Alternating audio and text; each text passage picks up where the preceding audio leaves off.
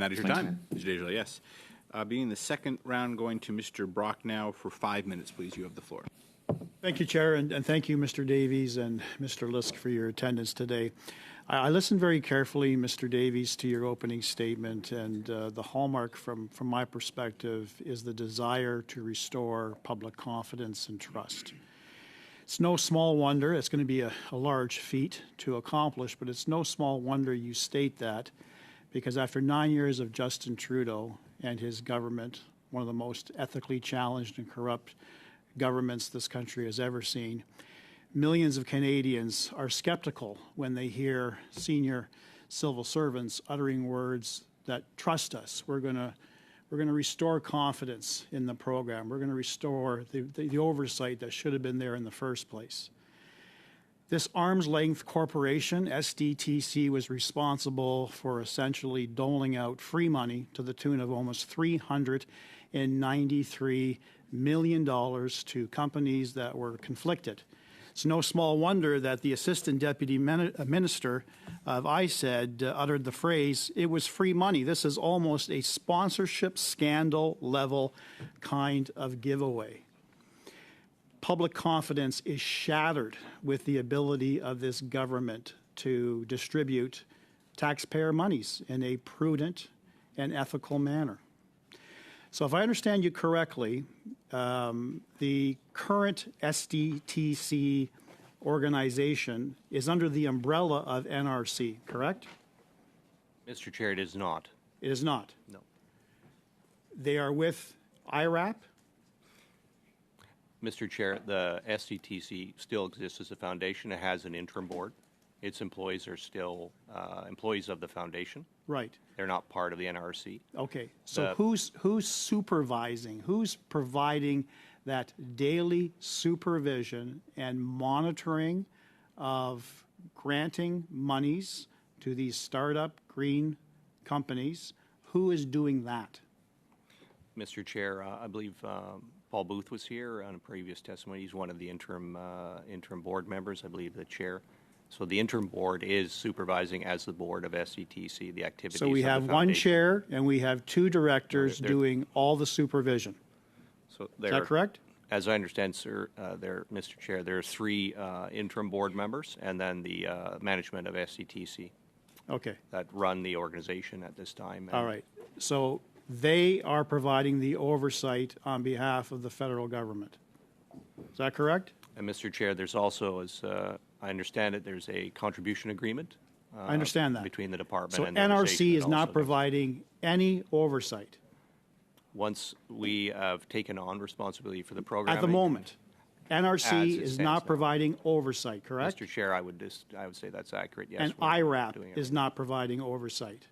We'll be involved once the transition's taken place. Okay. Well, according to the minister in his statement on June 4th, 2024, he talks about essentially the NRC providing a level of oversight. The actions were rooted in our commitment to transparency, accountability, upholding the highest standards of integrity, says the minister.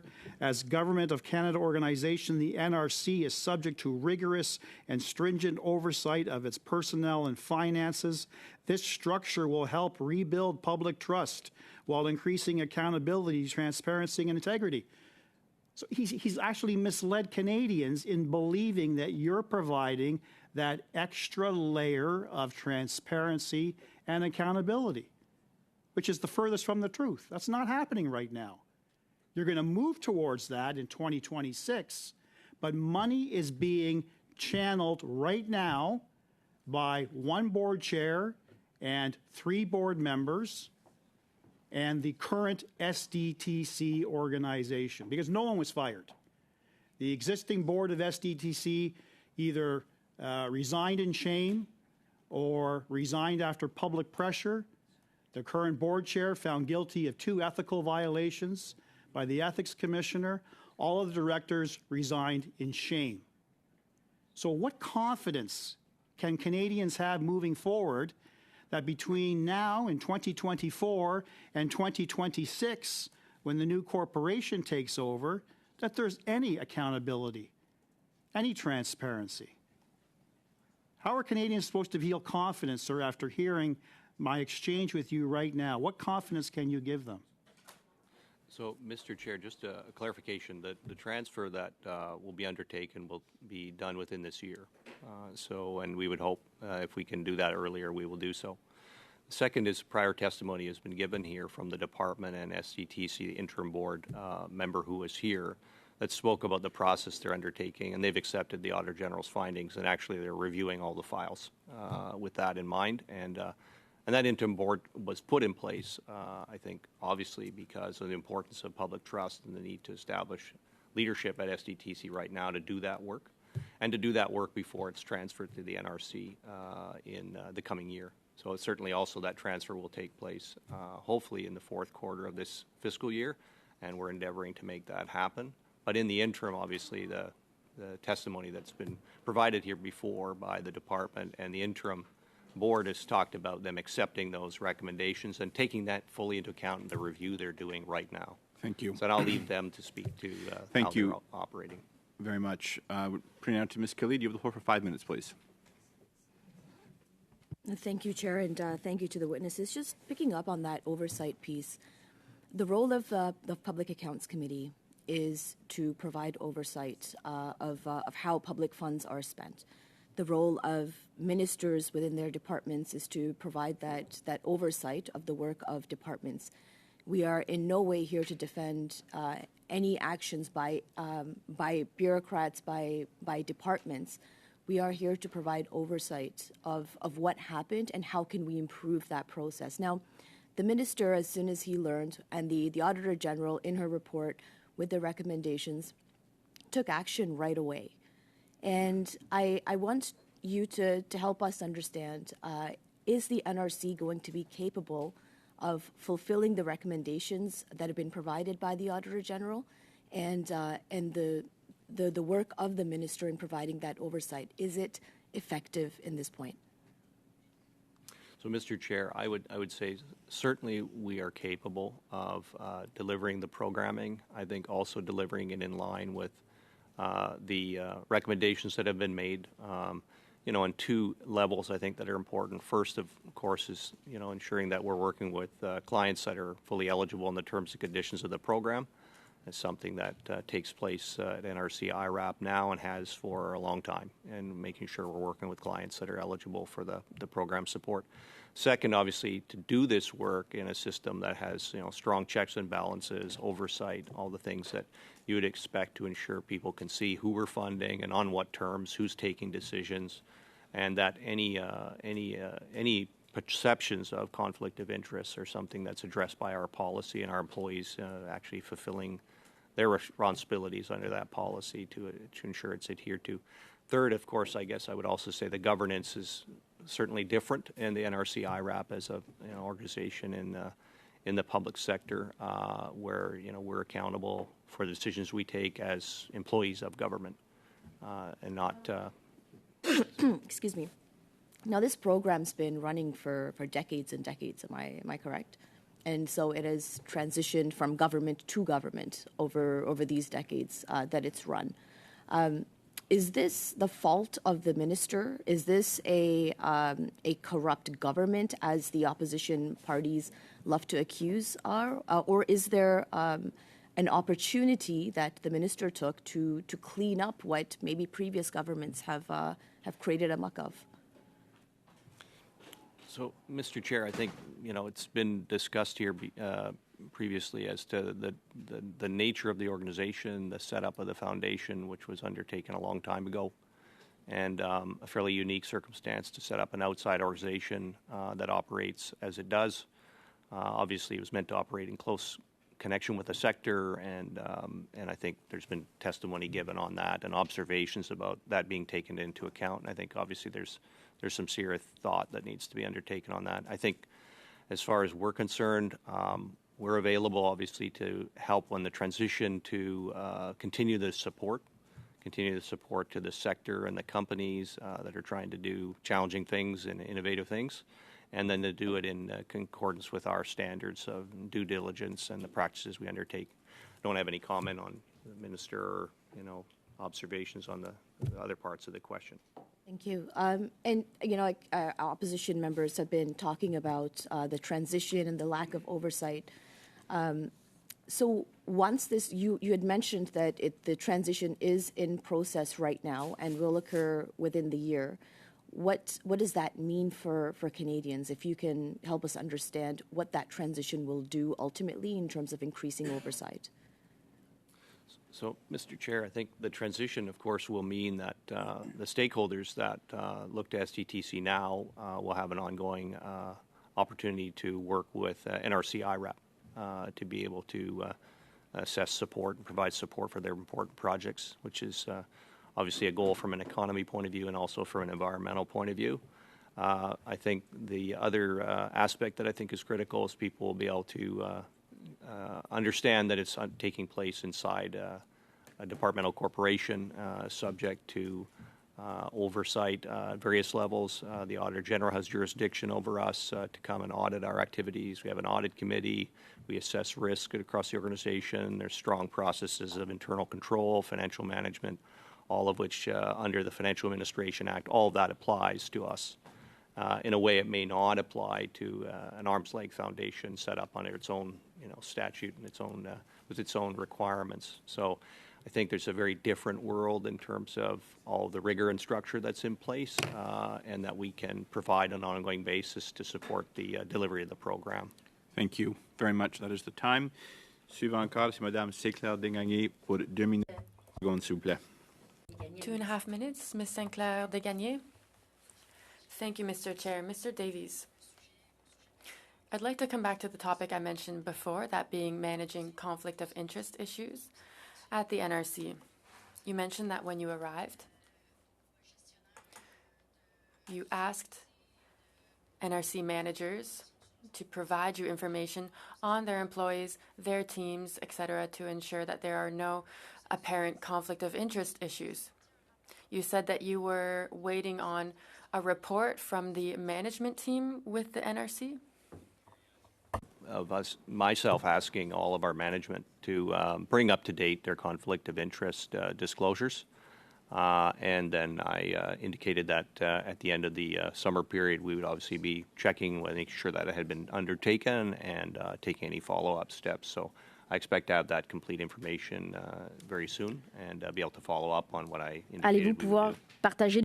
Will you be able to share the conclusions with this committee so that we will be able to see what happened with SDTC and to ensure that something similar not happen with the NRC? To indicate that that work had been concluded. I think it's also, one part of work that is actually a larger body of work across the entire council of training support for all employees. We have 4,300 employees under whom, under which work they have to have the conflict of interest requirements applied. So Merci. I think it's a Thank you. undertaking at the Merci, council. Monsieur Davies. Thank you, Mr. Davies. I'd like to move on to another topic that was covered by one of my colleagues to my right here. That is the topic of the current management of SDTC. So this is what was said by Mr. Simon Kennedy, the Deputy Minister at SDTC. June 13th, 2024, he replied to me. He said that in the media, SDTC is managed by the NRC. So I would imagine that that was a mistake, which is concerning because we're talking about the Deputy Minister that is of the department responsible for SDTC, who was not aware of how management is working there. So that's concerning because it raises the question, who is really managing this? Who are they accountable to? And who is ensuring that they are complying with guidelines? Sinclair, on va. Thank you. Response, please? It was a good question. I don't have the reference or the quote that's been presented in terms of the Deputy Minister of ISED, what was said. I could only assume that what was being discussed was our role to come to have a role in running the sustainable development programming that SDTC is responsible for now and has been. And obviously that's going to take place once we've completed the transition this year. Up until that point, it's certainly between ISED and SCTC and its interim board to administer the current contribution agreement and, of course, do what they've said in terms of looking over the files and ensuring that they're in alignment with the AG's recommendations that have been accepted. And that would take place before the transition. So it might be a question of time, I think. Thank you. That's, Suivant, up next, Mr. Desjardins, you have the floor again for 2.5 minutes, please. Thank you very much, Mr. Chair. Mr. Davies, in regards to the eligibility of projects under your new work to transition the fund, have you taken into consideration some of the recommendations by the Auditor General regarding issues of eligibility? As you likely know, the serious case of mismanagement within SDTC did find by the Auditor General several instances of projects, not the totality of all projects did the Auditor General review, but the sample to which she did review revealed that many projects were actually ineligible for the funding through SDTC and failed to either demonstrate or develop new technology or failed to develop any projects that actually had a potential benefit for the environment. In regards to the eligibility or new eligibility that would be required, is there work related to the transition in your mind that is taking into account the actual eligibility of new projects? And then I'll have a follow-up question related to the existing projects that are underway or being funded by SDTC and your process of review for them. So, Mr. Chair, I think the first step is, of course, the eligibility of the projects that SDTC currently has and the work that's being done between SDTC and ISED to sort that. And then that will take place before the transfer. It's a policy decision as to... Oh, sorry, Mr. Davies, just because I have a bit of short time. Sorry. On that point there, will there be a review of those existing contribution agreements to ensure that taxpayers get their money back for any ineligible projects that are still pending? So, Mr. Chair, I think that's a question best addressed to the department, SCTC. I think it's been a subject of discussion at the committee before, but it's not something we're directly involved in. Thank you very much. And then, sure, turning back to the eligibility criteria for new projects, will they be changing? So, Mr. Chair, as I was saying, the review of eligibility is going on now. Obviously, the files that we'll receive will be those that are eligible as established between the department and SCTC. We'll also have to have approval for terms and conditions for the programming that we'll offer in this space for sustainable technology development. And that'll be established as it would be through appropriate submissions in the government. Obviously, terms and conditions for programs are established by the Treasury Board, and we would follow that process to establish the terms and conditions. And that's a policy decision that the minister in the department will take, and we're doing that preparatory work now so that we can have this thing up and running on the time frame that we've shared here with Canadians within the year. Thank you very much. Mr. That is Davies. the time. Turning now to Mr. Genuis, joining